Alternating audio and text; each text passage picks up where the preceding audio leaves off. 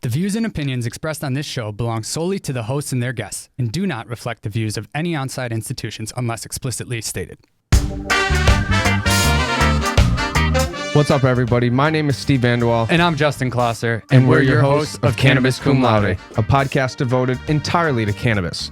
We're going to talk cultivation, business, medicine, politics, culture, advocacy, and everything in between.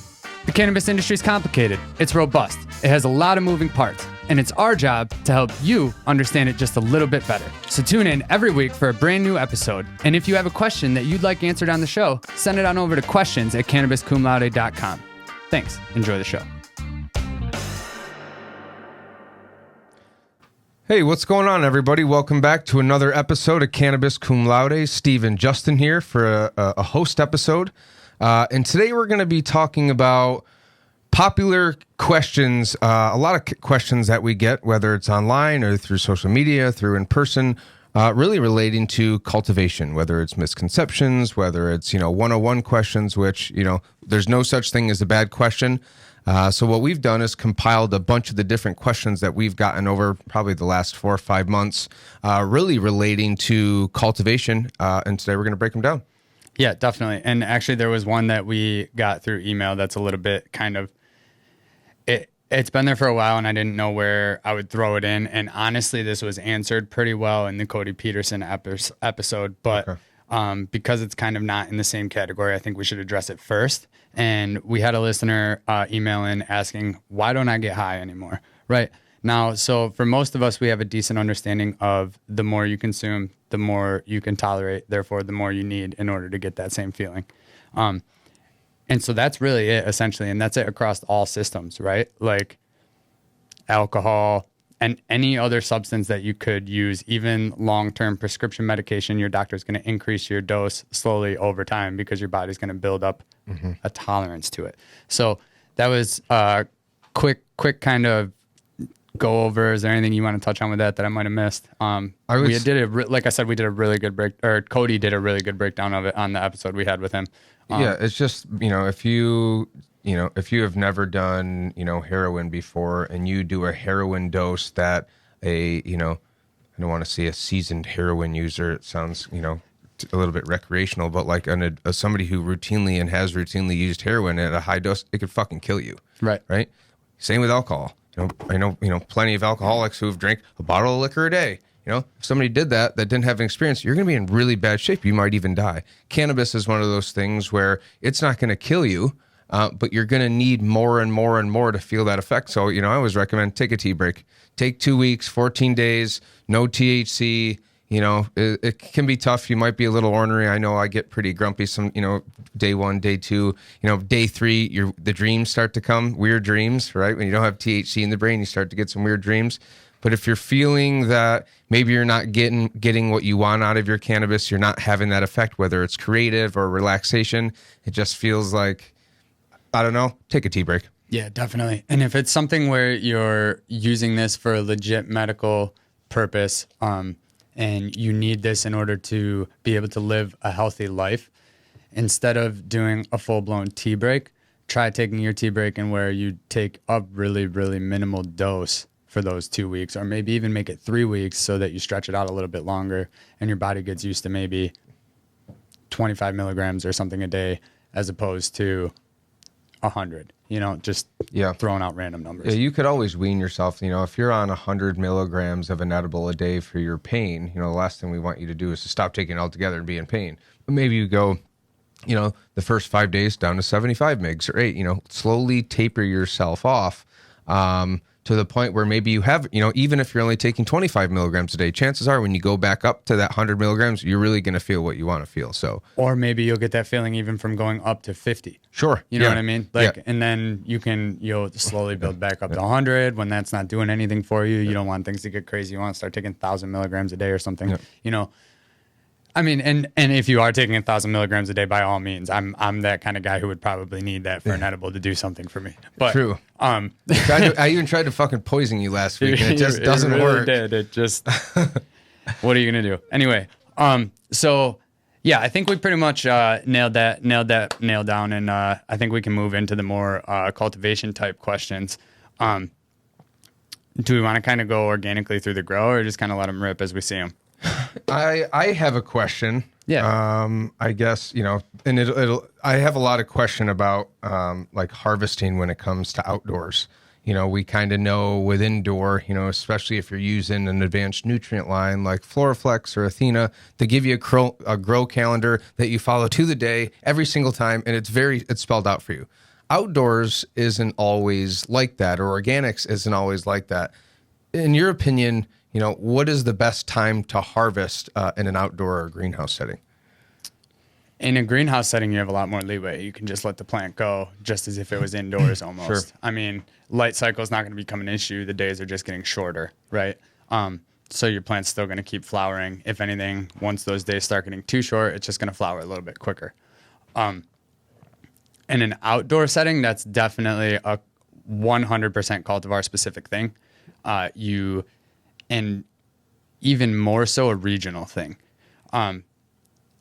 And in truth, I don't have enough outdoor cultivation experience. I know enough about it to be able to tell you what to look for. Yeah. But I can't tell you like this is my suggested date for outdoor. Sure. I've been an indoor guy. I stay an indoor guy. Yeah. I love the prospect of outdoor, but I've never had enough land to be able to do so. Right. So what I would say is we've been getting warmer years. Frost has been coming later. Unless something weird happens and we get like an early frost, or actually last year we got a really early frost. It was pretty damaging for a lot of the corn around, and a lot of other plants. It like just, it'll shatter the cells in the plants, right? And then it pretty much loses its ability to gain energy. It loses its ability to continue growing as you would want it to. And then it, at that point, becomes more vulnerable to other problems as well, because it's just been kicked, you know what I mean? Like just had the shit kicked out of it essentially. Anyways, so outside, if you get an early frost, I would, depending on what the weather looks like, if it's a freak thing and you're going to be warming right back up, I would start looking at chopping it down, because that frost is going to bring moisture. It's going to bring cell damage, potential for more things to come. They say towards the end of October is right around when you want to go. Middle to end of October is ideal. You definitely don't want there to be snow on the ground when you're harvesting. So Certainly not. In upstate New York, some of these longer 12, 13, 14 week sativas are probably not a good idea. You want to stick more with your 8 weeks so that you can start chopping early October, mid-October, somewhere in there is my best advice. Yeah, and I think it definitely differs based on the size of your grow. If you got a couple little dinky, plants in 5-gallon buckets outside, just let them rip and watch them. And if the weather's going to be good, if you say, oh shit, tomorrow's going to be a snowstorm, cut them down that day. But if you're planning for a crop, like last year when we grew down in Mount Morris, we had that 700 plants on that 1 acre, that hemp field that we grew for flower.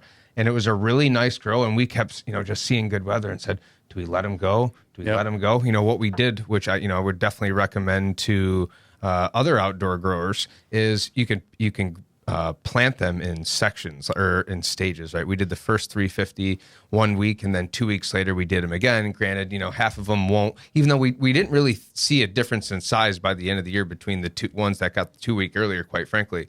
But then that makes it a little easier to say, okay, now we're gonna harvest these 350, and then over the course of the next 2 weeks we're gonna harvest. So it takes a little bit of the work off, but you do have a lot of planning to do when you have a large crop. So really, honestly, like with cannabis specifically, that kind of thing is going to come more into varietal selection, to where you're gonna want 2 different timed varietals, because no matter when you put them in the ground, the light's going to still be the same. You know what I mean? So they're all going to flip at the same time.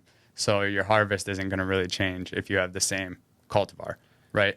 But if you, it doesn't mean that you can't harvest them at different times. That you can absolutely do that. It's just that it's not going to, planting them 2 weeks later isn't going to afford you like 2 weeks longer of flower or something. You know what I mean? Yeah, that makes sense.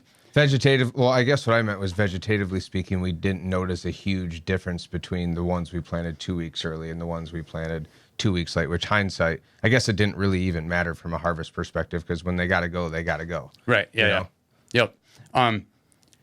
So moisture is the biggest thing you're looking for. You don't want over moisture. You're going to end up with botrytis, and other fungal diseases are really your biggest issue. And also, Yeah, moisture, really. That's it. So, like, if it's getting to be really moist in October, maybe you're going to want to cut them down a little bit earlier. If it seems like it's staying dry, we're not getting a lot of rain, it's relatively warm temperatures, you're not expecting a frost, if you're still in the 40s or something, you know what I mean? Yep. Go ahead and let them run. If you're starting to dip into that 39, 38, 37, and you're getting towards the end, they're harvestable. You know what I mean? They're mature. You still always want to be watching those trichomes, right? Because if a couple of days is the difference between an immature bud and a mature bud, like you will be able to tell, you know what I'm saying?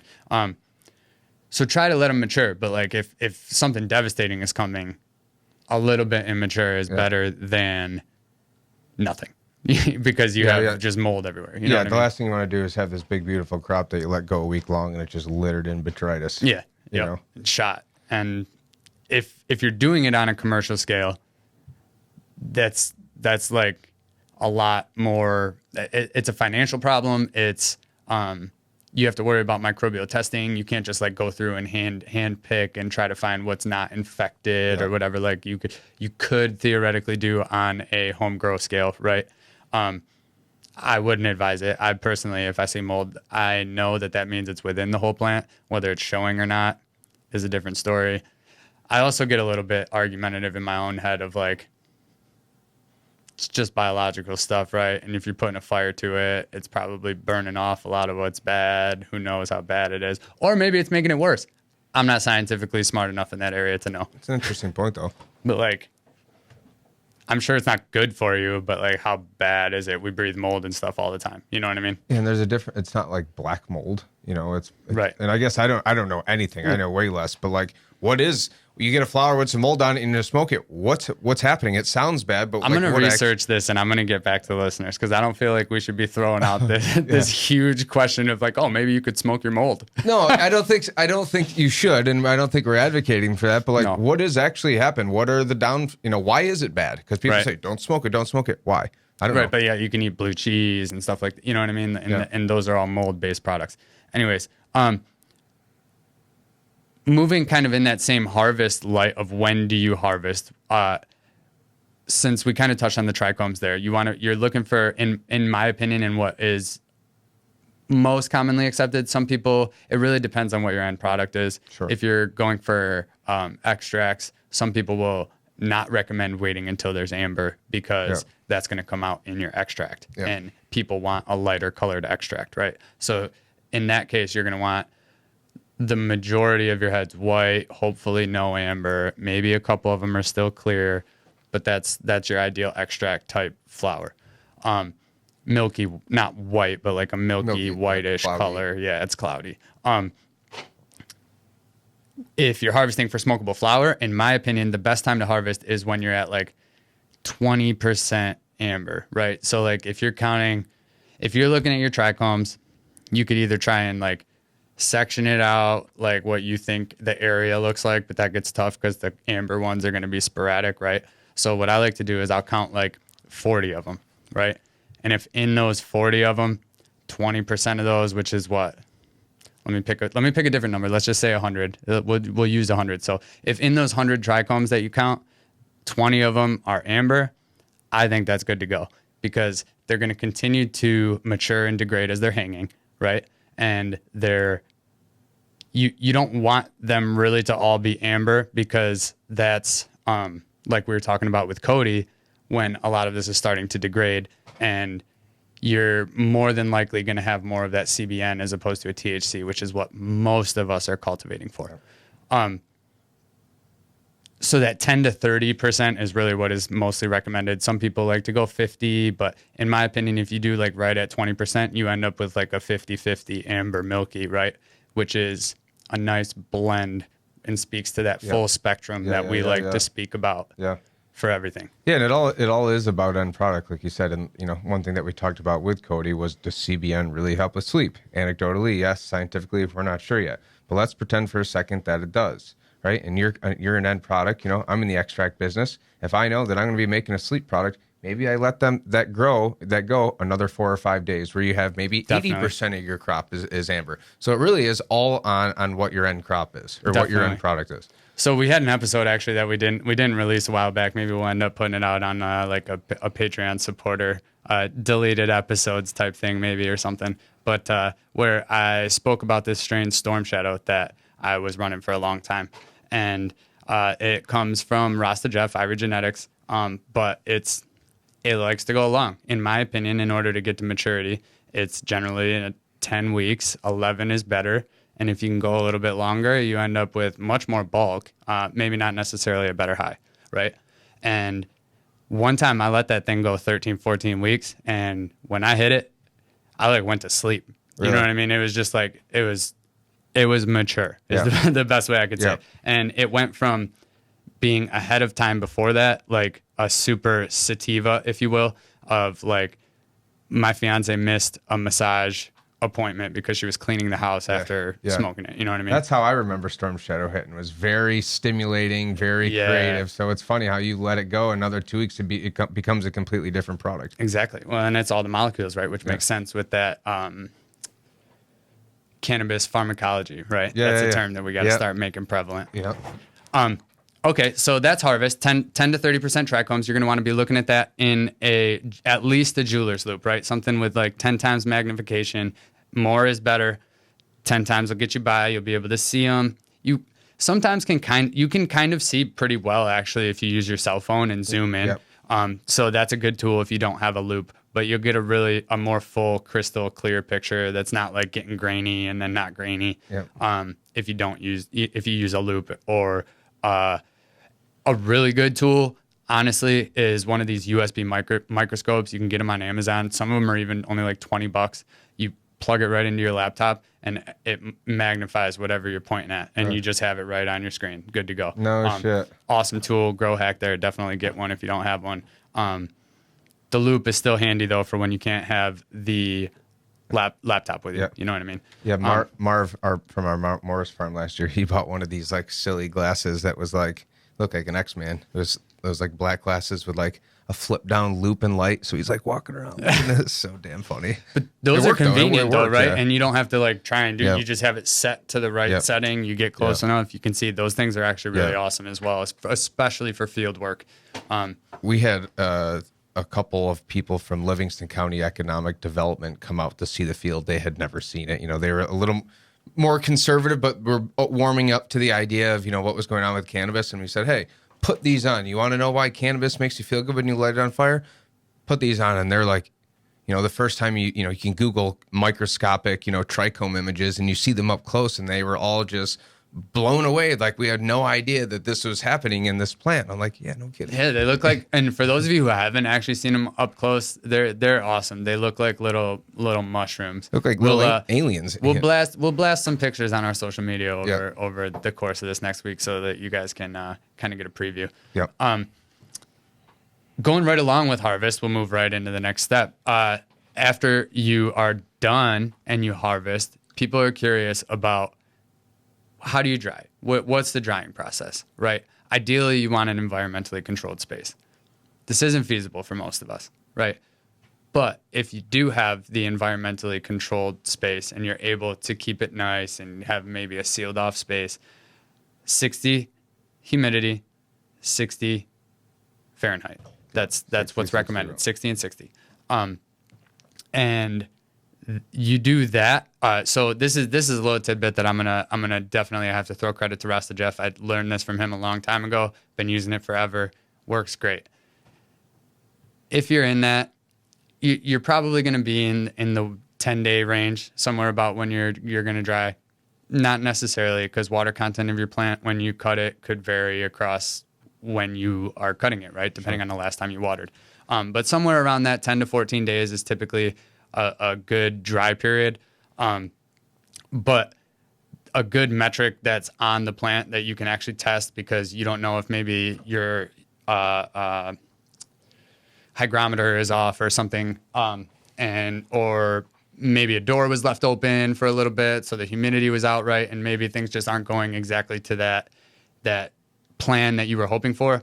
If you go up to the stick of the plant that you're hanging, not like one of the real little flimsy ones, because that's going to take forever to get super like dry. But if you go up to like a secondary branch, which is one coming off the main stem or something like that, and you crack it and it snaps, good to go. Yeah. That's where you want to be. There's still going to be moisture in those smaller branches. There's still going to be moisture in the leaves, a little bit in the buds, which is what you want. You want some moisture left in there so that you can really slow down that process for the next stage, which is the cure, right?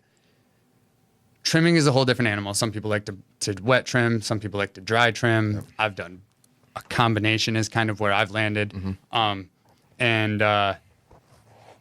That will change up your times as well, your dry times, depending on whether if you leave all the leaves, it's going to take way longer to dry. Most people think that the slower it takes to dry, the better. But at the end of the day, when you have to trim off all those family when you're drying, not only does it provide an easier environment for something like botrytis to take hold if it wants to, and you give it the opportunity, or the potential that they are going to just continually brush up against all of your buds and just knock off trichomes. Yep. And when you're trimming, that's more you have to trim off.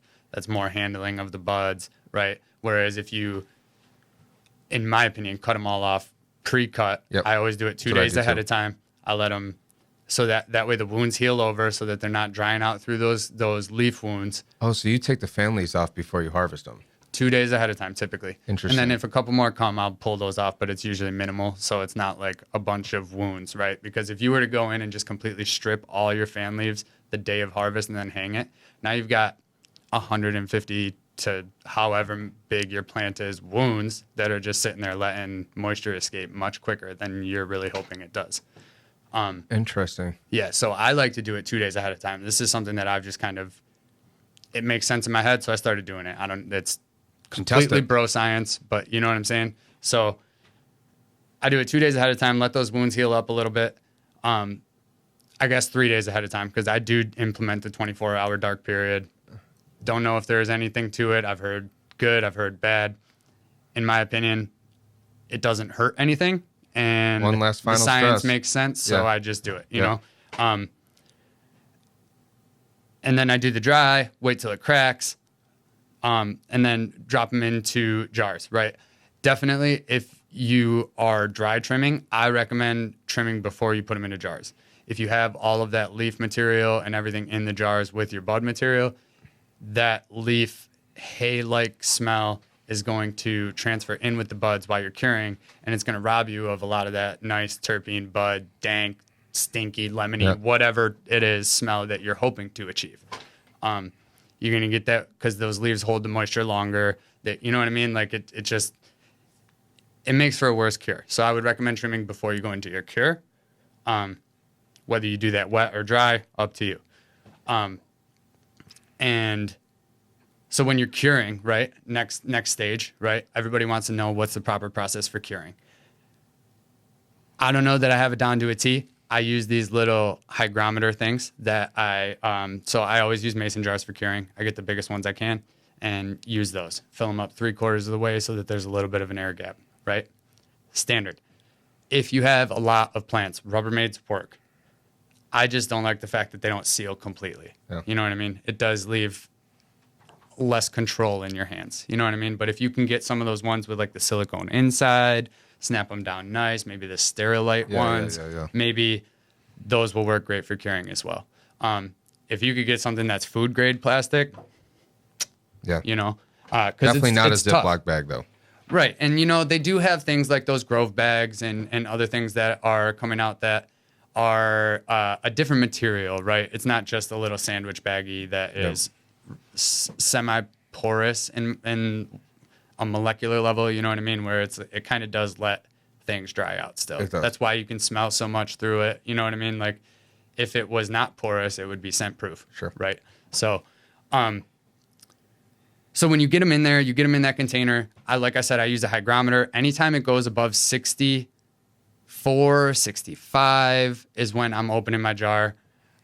What I do is I always give it a little bit of a gentle shake. It loosens up everything that's going inside. I'm not making a smoothie here. You know what I mean? Like you're gonna knock all you're gonna knock all your trichomes off, but give it a little bit of a gentle shake.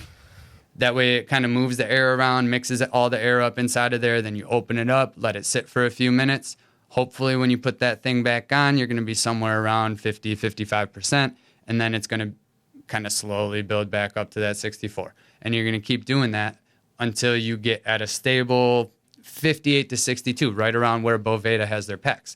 That's really the ideal range. If I'm over 59 and under 62, I'm good, honestly. Okay. I like to be at 60. I don't like it wet. I like to roll a lot. So like I like it to be a little bit of a drier bud. Yeah. But for me personally, 60 to 58 is good as far as my hygrometer. I don't know how accurate that thing even is. So anyway, I bought these little things off of Amazon, took a little hole saw, put it in the lid for the mason jar, and just siliconed it right in there. Works beautiful. Really? So easy. Cost me like $15 for 4 of them. No shit. You know, well worth it. To just have that peace of mind. When you have one jar mold up on you because you let it sit too long, that's all you really need. When you lose a solid 1.5 ounces or 2 ounces to mold, that's like, oh man. Yep. Anyway. I saw this. I took, in the middle of COVID, I took a bunch of green flowers courses just to kill the time. And in their cultivation course, Derek Gilman, who's a big grower out of the West Coast, had created this like automated curing contraption. It was like a bunch of Rubbermaid. He was growing some weight, but he had them all stacked, and then he drilled holes, and he had tubes in there that would aerate them at specific times of the day. It was so fucking cool.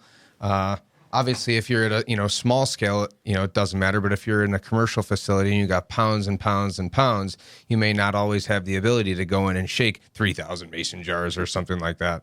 But I thought it was such a cool contraption. If you're in a commercial facility and you're able to actually maintain, for lack of a better word, like a humidor where you really are at that 60, if you can keep it dark and you can have that space, you don't even really need to cure. Like you can just kind of that's ideal. You know what I mean? True. Like you could in theory let it hang out as long as it's a nice sealed environment. If you have doors opening all the time and a bunch of oxygen getting in, that's going to degrade everything and make it taste like shit. Yep.